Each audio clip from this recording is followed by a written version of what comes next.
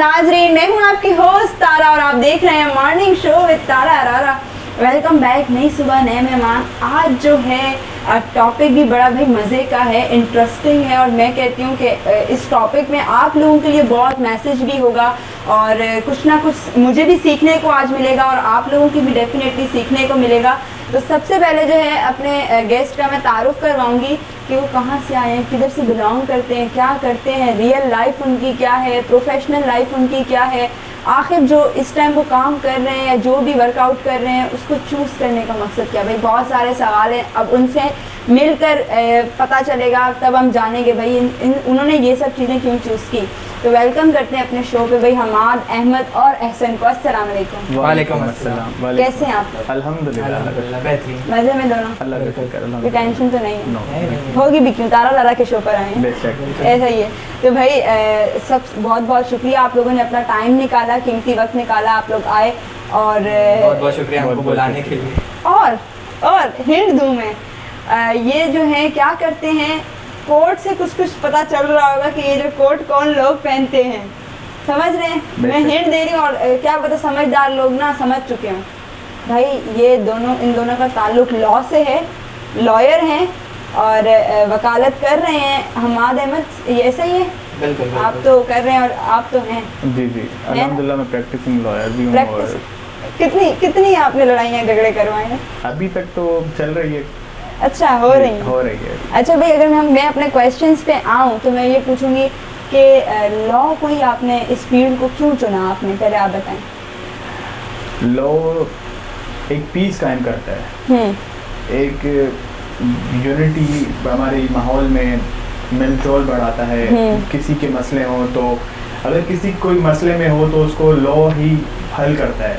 एक लॉ की फील्ड में आकर एक बेहतरीन तरीके से उसको हल करता है, उसको ख़त्म करता है। ज़रूरी है। और पूरे जो हमारे आजकल माशरे में है, चल रहा है कि अक्सर गांव में कोई लॉ को फॉलो नहीं करता। ऐसा ही है। और उसके लिए तो लॉ बनाए गए हैं कि भाई लॉ आए ताकि लोगों की जितनी परेशानियां हैं वो आसानी से Exactly. हल होते जाएं। तो भाई एहसन का जो है ये माइंड कहता है कि लॉ बहुत ज़रूरी है। और अगर हम हमाद की तरफ आएँ, हमाद आप क्या कहते हैं, आप क्या कमेंट्स देंगे कि आपने लॉ को क्यों चूज़ किया? देखिए, बड़ी बेहतरीन बात अगर मैं कहना चाहूँगा कि जो जस्टिस है, इंसाफ, बहुत ही एक पेचीदा लफ्ज़ है अगर हम अपने माशरे में कहें तो, क्योंकि जस्टिस एक प्रिविलेज मानी जाती है जो कि सिर्फ एक अमीर आदमी को ही मिल सकती है। ये कॉन्सेप्ट बना हुआ है हमारे माशरे में। तो मेरा ये मानना है कि जस्टिस जो है ये प्रिविलेज नहीं है, ये एक, आप समझ सकते हैं, एक ज़रूरत है जो कि इस माशरे को चाहिए और ये एक्सेस होना चाहिए इसको, हर अमीर शख्स को, हर गरीब शख्स को। इसमें कोई क्लास डिफरेंस नहीं होना चाहिए कि अगर आप एक अथॉरिटी रखते हैं तो ही आपको जस्टिस मिल सकती है, ये नहीं होना चाहिए। तो ये एक रीज़न था मेरा लॉ चूज़ करने को कि आवाम की खिदमत, ये एक पहला मेरा मकसद था। दूसरा ये कि जस्टिस प्रोवाइड करना, जो एक मेंटालिटी हमने बनाई हुई है इस मुआशरे में कि जस्टिस जो है सिर्फ एक बाइख्तियार शख्स को ही मिल सकती है, ये मेंटालिटी को तोड़ना कि जस्टिस अब प्रिविलेज नहीं है, जस्टिस जो है वो आम आदमी के लिए भी है। बिल्कुल ऐसा ही है। और हमाद का ये सोच ये है कि इक्वालिटी ज़रूरी है। बिल्कुल। तो इसीलिए आपने चूज़ किया, ठीक हो गया। अच्छा, आपने क्या, आप तो खैर प्रैक्टिस में हैं और आपने कुछ ऐसा कोई क्लास वगैरह लेते हैं या क्या, कौन से कॉलेज से बिलोंग करते हैं? जी, मैं डेनिंग लॉ स्कूल से अपना लॉ कर रहा हूँ। ठीक है। बेसिकली ये एफिलिएटेड प्रोग्राम है यूनिवर्सिटी ऑफ लंदन के साथ। तो हमारा लॉ पाकिस्तानी लॉ से थोड़ा सा मुख्तलिफ होता है क्योंकि हम ब्रिटिश लॉ पढ़ रहे होते हैं। तो जितने भी वहाँ पे ब्रिटिश के कानून वगैरह होते हैं तो वो हम लोग अक्सर पढ़ रहे होते हैं, ब्रिटिश कॉन्स्टिट्यूशन और ये सारी चीज़ें हम लोग ज़्यादातर पढ़ रहे होते हैं। पाकिस्तानी लॉ के हवाले से जो कुछ हमको सीखने को मिलता है वो फिर हम डिफरेंट फर्म्स के अंदर इंटर्नशिप्स करते हैं तो थोड़ा आइडिया होता है कि पाकिस्तानी लॉ क्या है, और हम लोग जो पढ़ रहे हैं वो सिर्फ हमारे डिग्री के हद तक ही महदूद होता है। और फिर हम इंटर्नशिप करते हैं, हमको थोड़ा बहुत आइडिया होता है कि पाकिस्तानी लॉ क्या है, क्योंकि जाहिर सी बात है हमारा माइंडसेट होता है कि इधर प्रैक्टिस करें, मगर हमारे पास ये भी ऑप्शन होता है कि हम बाहर भी प्रैक्टिस कर सकते हैं। मगर जाहिर सी बात है कि लॉ चूज़ करने का मकसद ये था कि इस माशरे को जो है हम एक अपॉर्चुनिटी प्रोवाइड करें ऑफ प्रोवाइडिंग अच्छा, मैं अगर एहसन की तरफ हूँ, एहसन आप मुझे ये बताएं कि यूके लॉ और Pakistani law, what is difference between? इतना ज़्यादा कोई डिफरेंस तो नहीं है, लेकिन बस इसमें इतना सा है कि हम लोग ज़्यादातर तो पाकिस्तान में भी यूके कॉन्स्टिट्यूशन को फॉलो करते हैं, यूके लॉ को फॉलो करते हैं। तो पाकिस्तान में आई थिंक 1971 में जब यूके कॉन्स्टिट्यूशन आया था, तब से अभी तक हमारा वही यूके कॉन्स्टिट्यूशन चल रहा है और वही हम लोग पढ़ रहे हैं और उसी को हम लोग फॉलो अप कर रहे हैं। Are you agree with? मैं थोड़ा सा अग्री करूँगा इनके ऊपर, क्योंकि जहाँ तक हमारा कानून बना हुआ है, तो जो बैकबोन है हमारी कानून की वो ब्रिटिश लॉ से ही है। बस ये थोड़ा सा डिफरेंस आ गया कि हमारे पास पाकिस्तान पीनल कोड है, जो कि हमारे पास तरीक़ेकार है, वो इसको थोड़ा सा अलग कर देता है। फिर एक्ट्स आए हमारे पास इतने सारे, ऑर्डिनेंसेस आते रहे हमारे पास इतने सारे, तो वो जाहिर सी बात है, क्योंकि मैं समझता हूँ कि लॉ एक ऐसी चीज़ है जो हर वक्त के साथ चेंज होना चाहिए, क्योंकि हर वक्त सेम नहीं होता। अनफॉर्चुनेटली अभी भी हमारे पास ऐसे कानून बने हुए हैं जो कि 1800 के हैं, सन 1900 के हैं। उस ज़माने में टाइम कुछ और था, वक्त कुछ और था, हालात कुछ और थे, उस ज़माने के हिसाब से लॉ बने हुए। क्योंकि अब जो है मॉडर्न ज़माना है, अब जो है चीज़ें बहुत चेंज हो गई, ज़रूरियात बहुत चेंज हो गई है, तो ये एक्सेसिबिलिटी जो है ना बहुत चेंज हो गई है इंसान की। तो उसके अकॉर्डिंगली आई गेस चेंजेस होते रहने चाहिए, अमेंडमेंट्स होती रहनी चाहिए, और पार्लियामेंट करती रहती है थोड़ा बहुत जो भी काम होता रहता है उनसे। और at the end of the day we as student, I think हमको भी अपना पार्ट और रोल प्ले करना चाहिए इस चीज़ के ऊपर, जितना हम लोग कर सकते हैं, जितना हम लोग इसके ऊपर अवेयरनेस रेस कर सकते हैं कि किस तरीके से लॉज वगैरह जो हैं वो किस तरीके के लॉज की ज़रूरत है हमें। तो आई थिंक ये लॉ स्टूडेंट से बेहतर और कोई नहीं जान सकता। ऐसा ही है। और एहसन जो है इस टाइम, एहसन और अमाद हमारे साथ मौजूद है। एहसन, अगर मैं बात करूं, आप तो भाई प्रैक्टिस भी करते हो, जाते रहते हो, हर चीज़ देखते हो, तो मैं मेरा पर्सनली क्वेश्चन है, सबसे ज़्यादा केसेस किस चीज़ पर आपके पास आते हैं? ज़्यादातर तो डाइवोर्स और ये मैं सुनना इसलिए चाह रही थी, लास्ट टाइम एक मेरा गेस्ट मेरे साथ मौजूद थे, तो उन्होंने ये डिस्कस किया मुझसे, ऐसा क्यों है? फैमिली इश्यूज ज़्यादा आपके पास आते हैं? इश्यूज काफ़ी ज़्यादा आते हैं, और ज़्यादातर तो डाइवोर्स के जो केसेस आते हैं फीमेल्स लेकर आती हैं। अच्छा जी, और खुला के ज़्यादातर केसेस आते हैं, और डाइवोर्स के भी काफ़ी ज़्यादा आते हैं। ज़्यादा मेजोरिटी जो है वो खुला के ज़्यादा आते हैं। अच्छा जी। और आप क्या मैं तो कहेंगे? खैर फ़िलहाल प्रैक्टिस नहीं कर रहा, मगर जाहिर सी बात है थोड़ा बहुत एक्सपोजर हमको मिलता बिल्कुल। रहता है, बिकॉज एक एनजीओ भी मैं रन कर रहा हूँ, स्टूडेंट लेड ऑर्गेनाइजेशन है रिवाइवल ऑफ चेंज। बिल्कुल मुझे इन्होंने मुझे पता चला था कि आप रिवाइवल ऑफ चेंज एक एनजीओ है, उसके फाउंडर भी हैं, रन कर रहे हैं, और ये बहुत अच्छी बात है, क्योंकि हमारे पाकिस्तान में कराची में एक एज अ यंगस्टर में बात करूँ तो आप रन कर रहे हैं, बहुत अच्छी चीज़ है, और गरीब लोगों के लिए आप काम कर रहे हैं। तो ये अच्छा, लॉ से हट के अगर मैं बात करूँ, ये क्या सोच के ये किया कि यार मुझे ये करना चाहिए, एनजीओ खोलनी चाहिए? बेसिकली ये सारी बात आ जाती है माँ बाप की तरबियत के ऊपर। हमको शुरू से यही सिखाया गया है कि अगर आपके पास अगर 5 रुपये भी आते हैं तो उसमें से एटलीस्ट 1 रुपया किसी ज़रूरतमंद को दो। तो यही एक मेंटालिटी हमारे पेरेंट्स ने हमको सिखाया, और यही मेंटालिटी को हम लोग लेकर जो है आगे निकले, और ये एक एनजीओ मैंने इस्टेब्लिश करी। तो इट्स बिन लाइक 4 years, 4 साल हो गए मुझे एनजीओ रन करते हुए। तो अल्हम्दुलिल्लाह हमने सिर्फ 3000 रुपये से पॉकेट मनी इकट्ठा करके हमने बस थोड़ा सा एक इरादा बनाया था कि चलें किसी की मदद कर देंगे। वो फिर बढ़ते इस स्टेज पर आ गए कि एक इदारा बन गया है, एक ऑर्गेनाइजेशन बन गई है। तो इसके अलावा हम लोग जो है इसके अंदर बहुत सारे प्रोजेक्ट्स हम लोग चला रहे हैं। हमारा मेन फोकस है हेल्थ अवेयरनेस और लीगल अवेयरनेस के ऊपर। बाकी इसके अलावा रिलीफ वर्क भी हम लोग करते रहते हैं। कोविड-19 में हमने बहुत से लोगों को, ज़रूरतमंदों को राशन पहुंचाया, इंटीरियर सिंध में, कराची में ही। राशन ड्राइव्स हमारी रमज़ान में भी होती रहती हैं थ्रू आउट द ईयर। इसके अलावा हेल्थ अवेयरनेस के हवाले से we are promoting breast cancer awareness वगैरह करवाते रहते हैं। डॉक्टर फारिया उस्मानी है हमारे साथ, तो वो she is one of the best breast cancer surgeon इन कराची। तो उनके साथ हम लोग जो है ये अवेयरनेस सेशंस करते रहते हैं डिफरेंट इदारों में, डिफरेंट ऑर्गेनाइजेशन में, हॉस्पिटल्स में, और जो पेशेंट ज़रूरतमंद होता है फिर उसका इलाज वगैरह भी उसका ताउन करवाते रहते हैं। बाकी एक प्रोजेक्ट हम लोग अभी हमने स्टार्ट किया है प्रोजेक्ट इंसाफ के नाम से। उसमें मेरी यूनिवर्सिटी भी उसका पार्ट है, डेनिंग लॉ स्कूल, डेनिंग लीगल क्लिनिक अभी हमने एक इदारा जो है वो शुरू हुआ है। उसमें यही हमारा मकसद ये है कि इस तरीके के फ्री ऑफ कॉस्ट केसेस लें हम लोग, जितने भी ज़रूरतमंद लोग आते हैं। तो उसमें हमारा ये इरादा है कि जुवेनाइल केसेस जो होते हैं, जो बच्चे कम उम्र बच्चे एक क्राइम कमिट कर बैठते हैं, तो उनके साथ ज़्यादती इस तरीके से मुआशरा करता है कि पैसे ना होने की सूरत में उनको लॉयर नहीं मिलता, वो बेचारे जो है वो फिर जेल के ऊपर ही जो है ना वो सपोर्ट कर दिए जाते हैं, वो जेल में अपना अरसा निकाल रहे होते हैं।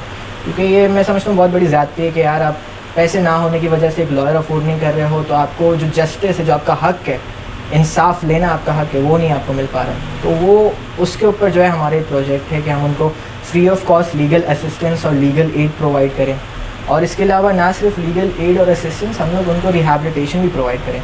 क्योंकि वो जो एक ट्रॉमा से गुजरते हैं जेल में, जब आप इमेजिन करें कि 10 साल का बच्चा, उसने कोई छोटा सा क्राइम कमिट कर दिया हो और वो जेल में हो, वो किस ट्रॉमे से गुजर रहा होगा। और वो एक डेवलपमेंटल स्टेज होता है हर बच्चे का ही, मैं समझता हूँ। और वो स्टेज जब एक जेल में आप बंदा गुजार रहे तो फिर क्या उस पर गुजरेगी। तो मैं समझता हूँ कि जाहिर सी बात है उधर रिहैबिलिटेशन की बहुत सख्त ज़रूरत होती है।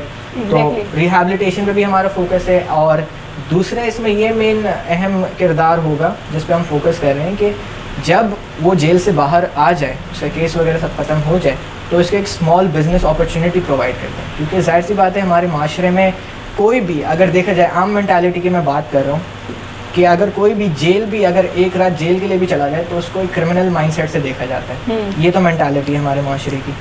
और फिर जब एक बच्चा जो है वो पूरा एक अरसा गुजार के आ रहा है जेल से, तो जाहिर सी बात है माशरा तो उसको जीने नहीं देगा, उसको तो वो जीते जी मार देगा। वो बेचारा खाएगा कैसे, अपनी फैमिली को कैसे सपोर्ट करेगा, नौकरी देते नहीं है हम लोग, ये तो आलम बनाया हुआ हमने अपने माशरे का। तो हमने सोचा है कि उसको एक स्मॉल बिजनेस अपॉर्चुनिटी प्रोवाइड कर दें ताकि वो सेल्फ सफिशेंटली अपने आप को और अपनी फैमिली को सपोर्ट कर सकें। ये पूरा कॉन्सेप्ट है कि हमने जो है क्रिमिनल माइंडसेट इरेडिकेट करना है जुवेनाइल ऑफेंडर्स से। क्योंकि मैं समझता हूँ कि यार अगर आप उनको मौका नहीं दोगे तो आप सोसाइटी को एक क्रिमिनल ही दे रहे हो। अगर हम उनको एक मौका देते हैं तो वो भी आपकी और हमारी तरह एक आम इंसान बन सकते हैं। Very very good to know that आपने इतनी जो बात की है बड़ी खामोशी और गौर से सुन रही थी, बिकॉज इसमें बहुत बातें ऐसी थी जो सीखने वाली थी। और एक एनजीओ रन करना आसान काम नहीं है एज अ यंगस्टर, क्योंकि बहुत कम लोग हैं आजकल जो यंगस्टर हैं, वो कम सोचते हैं। ऐसा है कि नहीं? बिल्कुल ऐसा है। हर कोई अपने बारे में सोचता है, दूसरों के बारे में लोग कम सोचते हैं। बिल्कुल इंसानियत लोगों में ख़त्म हो गई है। तो आप बहुत अच्छा काम कर रहे हो, अल्लाह पाक तरक्की भी दे। और मैं ये कहूँगी कि भाई जो रिवाइवल ऑफ चेंज का हिस्सा बनना चाहता है, कोई आपका पेज है तो आप बता सकते हैं। बिल्कुल हमारा सोशल मीडिया पे हमारे पेजेस है, फेसबुक पे है, इंस्टाग्राम पे है, लिंक्डइन पे है, ट्विटर पे हैं हम लोग। तो पेजेस हमारे हैं सोशल मीडिया के ऊपर। तो जो भी हमारा हिस्सा बनना चाहते हैं they're more than welcome. Mostly हमारे पास यूथ ही है और यूथ ही इस ऑर्गेनाइजेशन को वहाँ से यहाँ तक लेकर आई है और इंशाल्लाह यूथ ही इस चीज़ को आगे लेकर जाएगी। मैं पर्सनली ये मैसेज दूंगी कि भाई मैं भी और आप लोगों को भी कि जिसकी जेब में अगर कुछ भी है देने को, हेल्प करने को, तो आप लोग यार गरीबों के लिए हेल्प किया करो, फंड दिया करो, एनजीओज़ में दिया करो, ऐसे एनजीओज़ में दिया करो जो रियल काम कर रहे हो। क्योंकि आजकल जो है मेरी नज़र में फ्रॉड भी बहुत है। बिल्कुल। लेकिन मेरा लाने का मकसद ऑन स्क्रीन पे यही है कि यार रियल एनजीओ वाले बैठे हुए हैं, रियल इंसानियत जिंदा दिल लोग बैठे हुए हैं, इनके पास आएँ, फंड दें और वर्कआउट करें, आखिरत के लिए भी कुछ ना कुछ अपने लिए नेकियां सेव करें। ऐसा है कि नहीं? अच्छा, अब मैं ज़रा अगर लॉ से हट के थोड़ी बात ज़िंदगी के बारे में करूं, तो आप लोगों को पता है कि सीरियस होना मेरे लिए तो बहुत मुश्किल है। एहसन, आप क्या कहते हैं? बिल्कुल ये हकीकत बात है। मैंने कुछ पर्सनली देखा है, एहसन भी जो है ना थोड़ा चुलबुल वाले हैं, और जब लॉयर बैठे हुए हैं यहाँ पर, मैंने कहा मैं भी थोड़ा सीरियस टॉपिक है आज, तो सीरियस होना बनता है। और बहुत ज़्यादा मुझे इमोशनल कर दिया भाई हमाद ने जब एनजीओ की कहानी सुनाई। मैंने कहा यार ऐसा है ज़िंदगी में, बहुत कम लोग हैं जो ये काम कर रहे हैं, और मुझे दिली बहुत खुशी हुई है सुनकर। मैं भी इंशाल्लाह कोशिश है कि आप मुझे अपनी एनजीओ का पार्ट बनाएं। और मोर देन वेलकम। हाँ, क्यों ऐसा सही बोल रहे हैं? बिल्कुल, हम भी एनजीओ का पार्ट बनना चाहेंगे। मेरी भी अपनी एक यूनाइटेड लॉयर एसोसिएशन है, मैं उसका चेयरमैन भी हूँ। माशाल्लाह। हम लोग लॉयर्स के लिए काम भी करते हैं। माशाल्लाह। पहले तो हमारी यंग लॉयर्स एसोसिएशन है, हमारी यंग्स लॉयर्स हैं जो उन लोगों के लिए जो जिनके वहाँ पर कोर्ट में एंट्री नहीं होती है, वहाँ पे प्रैक्टिस करने के लिए उनकी एक एज रिक्वायर्ड होती है कि आप वहाँ से पहले LLB की डिग्री लेकर आओ, फिर आपके 1 साल के बाद फिर आपका टेस्ट भी आजकल हैक का हो रहा है, हैक का टेस्ट देकर फिर आप प्रैक्टिस कर सकते हैं कोर्ट्स में। तो हम लोग उनके लिए भी वर्क कर रहे हैं, क्योंकि मेरे फादर कराची बार एसोसिएशन के प्रेसिडेंट भी रह चुके हैं अल्हम्दुलिल्लाह, माशाल्लाह। और उनके लिए काफ़ी काम भी कर रहे हैं। काफ़ी ऐसे माशाल्लाह। स्टूडेंट्स भी हैं, काफ़ी हमारी यूनिवर्सिटी में जयपुर शाही जुल्फ़िकार लॉ कॉलेज का स्टूडेंट भी हूँ 4th ईयर का। तो हम लोग काफ़ी मसले मसाइल भी देख रहे हैं, और मैं खुद जयपुर स्टूडेंट काउंसिल का प्रेसिडेंट भी हूँ, माशाल्लाह। और जयपुर में काफ़ी ज़्यादातर मसले भी हो रहे हैं, मसाइल भी हो रहे हैं हमारी यूनिवर्सिटीज़ में, दूसरी अदर्स यूनिवर्सिटीज़ में भी काफ़ी ऐसे इश्यूज़ आ रहे हैं, तो हम लोग उसको भी देख रहे हैं। और जो यंग लॉयर्स हैं जो कि काफ़ी गरीब तबके से, एक तो हमारी गवर्नमेंट यूनिवर्सिटी है तो उसमें स्टूडेंट आते हैं काफ़ी, और फिर उसके अंदर फ़ीस तो भले फ़ीस मार्जिन भले कम है, लेकिन जो स्टूडेंट यहाँ आता है फिर उसकी एक तो 30,000 6 मंथ की एक है पेमेंट है, वो फीस है, और दूसरा फिर यहाँ पे बैचलर रहता भी है, और फिर उसकी खाना पीना, उसका आना हॉस्टल उधर अपने फ्लैट से यूनिट आना, फिर जाना, उसका अलग खर्चा, फिर इधर रहना, सर्वाइव करना कराची में कितना मुश्किल है। हम आम बंदे भी यहाँ पे सिविलियंस हैं, हमें यहाँ पे रहना इतना मुश्किल है, तो उन लड़कों के लिए, उन स्टूडेंट्स के लिए, गर्ल्स हो गई या बॉयज़ हो गए, उनके लिए कितना मुश्किल होगा। सही बात है। हमारा भी कोरंगी में एक कैंपस बनने के लिए था, तो उसको तकरीबन 1 साल का टाइम पीरियड था, अभी 2 साल हो गए, अभी तक वहाँ पे हॉस्टल भी बनना था, ना हमारी यूनिवर्सिटी बनी है, ना ही हमारा वहाँ पे गर्ल्स हॉस्टल है, ना बॉयज़ हॉस्टल है, अभी तक कुछ भी नहीं है। अब कहते हैं कि नेक्स्ट वीक या नेक्स्ट मंथ में आपको वहाँ पे शिफ्ट कर देंगे, अभी तक कोई ऐसा निज़ाम भी नहीं है। हम गवर्नमेंट से अपील करता हूँ, कि दरख्वास्त करता हूँ, रिक्वेस्ट करता हूँ कि वो खुदारा उसको ओपन करें, कैंपस को, हॉस्टल्स को बनाएं, क्योंकि लॉयर्स स्टूडेंट्स जो इंटीरियर सिंध के स्टूडेंट्स हैं, इंटीरियर सिंध से यहाँ तक कि हमारे कश्मीर से भी स्टूडेंट्स आए यूनिवर्सिटी के अंदर, कश्मीर से भी आए हैं, कश्मीर से, तुर्बत से, बलूचिस्तान से काफ़ी स्टूडेंट्स हमारे पास आए, वो हमारे साथ पढ़ रहे हैं। अब वो इतनी दूर, उनको फ्लैट अवेलेबल नहीं है, यहाँ पे, वो इतनी दूर अब कहाँ फ्लैट लें, फिर उनके लिए यहाँ पे बाइक्स का मसला है, फिर यहाँ पे कन्वेंस का मसला है, ठीक है, ऑब्वियसली कन्वेंस का मसला है, फिर बसेस में आते जाते हैं गर्ल्स हमारी, फिर वहाँ पे सिक्योरिटी प्रोवाइड नहीं है। इन्होंने हमें वादा किया कि हम आपको वैन भी देंगे, हम आपको हॉस्टल भी देंगे, हर चीज़ देंगे, लेकिन अभी तक उस चीज़ पे हमें कोई रद्द अमल नहीं दिखा। हमारी अभी एक तो हरेसमेंट भी हो रही है, बिल्कुल ऐसा ही है। उसके लिए भी मेरी कोशिश यही है कि मैं हरेसमेंट सोसाइटी भी बनाऊँ अपनी यूनिवर्सिटी में, वो इंशाल्लाह अभी मैंने अनाउंस तो कर दी कि इंशाल्लाह अपकमिंग इसी मंथ में इंशाल्लाह हरेसमेंट की सोसाइटी भी बनेगी। गर्ल्स से हमारी बहनें हैं और फ्यूचर है हमारा, तो हमें उनका भी सोचना चाहिए, गर्ल्स को आगे लेके चलना चाहिए, उनको लीड करना चाहिए, हमेशा मर्द आगे नहीं, गर्ल्स भी आगे होने यार। इस बात पे मैं इसके लिए तालियां बजाती हूँ कि क्या बात की, और बहुत अच्छी बात की। लड़कियों के लिए बहुत कम लोग सोचते हैं वुमेन एम्पावरमेंट मर गई है, वुमेन एम्पावरमेंट नहीं है। लड़कियों को हर काम में पीछे समझा जाता है, कहते हैं लड़की है कुछ नहीं कर सकती, लड़की है, अरे लड़की है, लड़की बहुत कुछ कर सकती है, आप उसको मौका तो दो, आप उसको लड़कों के बराबर समझो तो सही। और मेरी नज़र में अगर हमारे घर के मर्द ही और हमारे एरिया के लोग, सोसाइटी वाले सही नज़र से देखें तो लड़का लड़की से बहुत आगे जा सकते हैं, ऐसा है। लड़कियां बहुत आगे काम कर सकती हैं माशरे के लिए, बहुत अच्छा काम कर सकती हैं, बहुत ज़बरदस्त काम कर सकती हैं। अभी देखिए हमारी अभी जो चीफ जस्टिस ऑफ पाकिस्तान बिल्कुल फीमेल है, ऐसा ही है, कितने आगे तक गई हैं। और जो हमारे, मैं आर्मी से भी करता हूँ, और काफ़ी ऑफिसर्स हैं हमारे, जनरल ब्रिगेडियर जो फर्स्ट फीमेल है निगार मैडम, वो भी तो देखिए कितनी आगे तक गई हैं, कोई ऐसा नहीं था। और मैं अप्रिशिएट करता हूँ मैडम निगार को और मैडम चीफ जस्टिस ऑफ यार क्या मतलब, मुझे आज मज़ा आ गया लॉयर्स के साथ बैठकर मीटिंग करने में, और एक मतलब VIP हो गया आज। फर्स्ट मेरा जो प्रोग्राम है, मुझे ऐसा लग रहा है कि आप लोगों ने मुझे बोलने नहीं दिया। नहीं तो गेस्ट आते हैं ना तो मैं उनको बोलने नहीं देती, लेकिन आज आप लोगों ने बड़ा अच्छा काम किया कि मुझे चुप कराए रखा, और आगे भी नहीं बोलने देंगे इंशाल्लाह, आगे भी नहीं बोलने देंगे। और चलो भाई अच्छा हो गया, क्यों आगे क्यों नहीं बोलने देंगे। हमारे काफ़ी और भी इश्यूज हैं, काफ़ी मसले हैं, उस पर आते रहेंगे, बात करते हम डिस्कस करेंगे। मतलब ये हमारी वो भूल गए हैं, हम कैमरे लगे हुए हैं, अब हमारी मीटिंग के जी मीटिंग रूम में हम करते रहेंगे। और अगर मैं ज़ाती ज़िंदगी के बारे में बात करूँ, लॉ से हट के आप क्या कर रहे हैं? लॉ से हटकर मैं तो ज़्यादातर घूमता फिरता हूँ। अच्छा, घूमता फिरता नहीं हूँ, मतलब घूमना फिरना अपनी जगह पर है, ठीक है। मैं ज़्यादातर अपने जो लॉ के स्टूडेंट्स हैं उनके साथ ज़्यादा उठता बैठता हूँ, जूनियर्स हों सीनियर्स हों, ताकि उनको आगे प्रोवाइड हो। अब आपने इनका नंबर ले लेना है, इनके साथ उठना बैठना है। बिल्कुल बिल्कुल, अगर ये हमारी ऑर्गेनाइजेशन का पार्ट बन सकते हैं तो बिल्कुल he is more than welcome. इंशाल्लाह हम आपके फिर इन्हीं के साथ घूमना फिरना होता रहेगा। अच्छा, क्या बात है। काफ़ी ऐसे स्टूडेंट्स हैं जो कि पंजाब कॉलोनी में हमारी जबल जो यूनिवर्सिटी है वो और भाई प्रोग्राम तो चल रहा है, इसका इख्तिताम होने का वक्त भी हो चुका है। मैं आप लोगों का भी शुक्रिया अदा करूंगी। मैं आज अपने शो पे लाइव अली वसान बहुत अच्छे हमारे दोस्त हैं, बहुत अच्छे हमारे पार्ट हैं, हिस्सा हैं हमारी गैदरिंग के। वो भी आए हैं, कैमरे के पीछे बैठे हुए हैं किसी वजह से। आज हमारे लॉयर्स आए हुए थे तो हमने कहा भाई इनको मौका मिलना चाहिए गपशप का। और थैंक यू सो मच यार, आप लोग आए। अली वसान आपका बहुत बहुत शुक्रिया, सरदार उस्मान आपका बहुत शुक्रिया, हमाद अहमद आपका बहुत शुक्रिया, एहसन एहसन मलिक आपका बहुत, मुनीर सॉरी एहसन मुनीर आपका बहुत शुक्रिया। भाई मैंने नाम ही गलत ले लिया। तो आप लोग आए, आपका बहुत बहुत शुक्रिया, आपने कीमती वक्त दिया। कुछ बोलना चाहेंगे, क्या मैसेज देंगे आप? आपने बुलाया इसका बहुत बहुत शुक्रिया, क्योंकि मैं ये समझता हूँ कि इस काम के हवाले से जितनी अवेयरनेस हम लोग करें उतना ही कम है, क्योंकि जितना ज़्यादा से ज़्यादा अवेयरनेस हम लोग करते रहेंगे in terms of legal aspects, उतना ही लोगों में इस चीज़ के बारे में नॉलेज आती रहेगी और उतना ही उनमें शऊर आएगा। और शऊर मैं समझता हूँ कि जितना लोगों में फैलाते रहेंगे उतना ही बढ़ता जाएगा और ये अवेयरनेस से ही आएगा।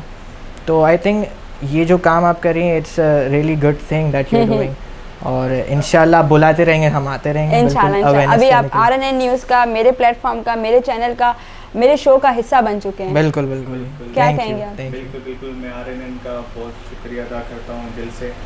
और मैंने काफ़ी बातें भी करनी थी, अभी आपने आपका प्रोग्राम करना है, लेकिन हम आपको बुलाएंगे कहीं, नेक्स्ट टाइम आएंगे तो पूरा खुलकर आपसे बात भी करेंगे, इंशाल्लाह आपसे डिस्कशन भी करेंगे। आप जब, अब मुझे पता है जिस दिन मेरे पास गेस्ट मेरे लॉयर्स होंगे, मैं उस दिन प्रोग्राम जो है ना टाइम बढ़ा दूंगी। बिल्कुल ऐसे ही होना चाहिए, ऐसे ही होना चाहिए। लॉयर्स की डिफिकल्टी कौन सुनेगा, हम बताएंगे तो लोगों तक पहुंचेगी। मगर एक मेरी यहाँ पे गुजारिश है कि चलें, लॉयर्स तो खैर केसेस 6-6 साल तक बढ़ा देते हैं, आप कितना शो बढ़ाएंगे?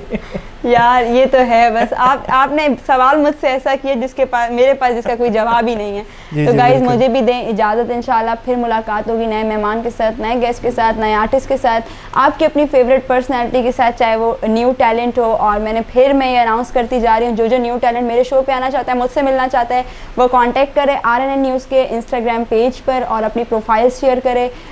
मुझे भेजने से बेहतर है कि RNN के प्लेटफॉर्म पे आप भेजें, वो लोग आपको अप्रोच करेंगे और आप आ सकते हैं। तब तक रखें अपना बहुत सारा ख्याल।